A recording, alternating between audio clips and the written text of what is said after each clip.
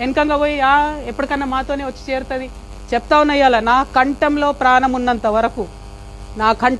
ఉన్నంత వరకు మళ్ళా బీఆర్ఎస్ పార్టీతో చేరేదే లేదు, జత కట్టేదే లేదు. ఎందుకు చెప్తున్నా అంటే బాధతో చెప్తున్నానే. మళ్ళీ చెప్తున్నా, పర్సనల్గా నేను ఎంత హ్యూమిలియేషన్ గురైనా ఒక్క విషయం కూడా నేను బయట చెప్పను.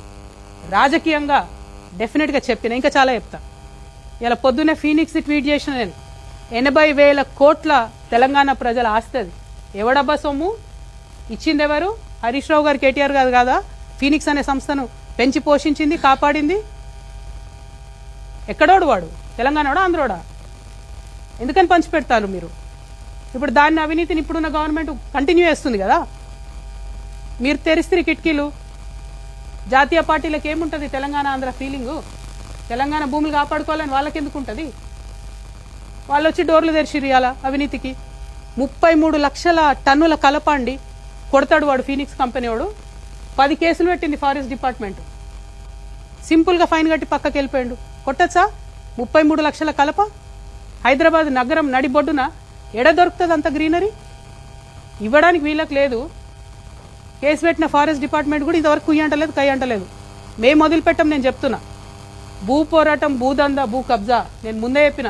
2014 నుంచి తెలంగాణ వచ్చినప్పటి నుంచి నేను అధికారంలోకి వచ్చేదాకా అన్ని రివ్యూ చేస్తాం. కేసీఆర్ గారు గవర్నమెంట్ ఇచ్చింది రివ్యూ చేస్తాం, రేవంత్ రెడ్డి గారు గవర్నమెంట్ ఇచ్చిన భూములు కూడా రివ్యూ చేస్తాం.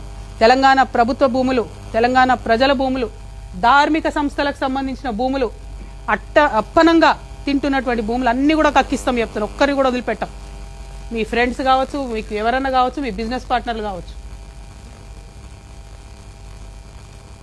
ప్రజల ఎజెండా లేదు, పని చేసుకునేటోళ్ళను అడ్డం పడాలా. ప్రజాస్వామ్యయుతంగా చేసుకుంటున్నా కదా నా పని నేను. ఏంటి ప్రాబ్లం మీకు?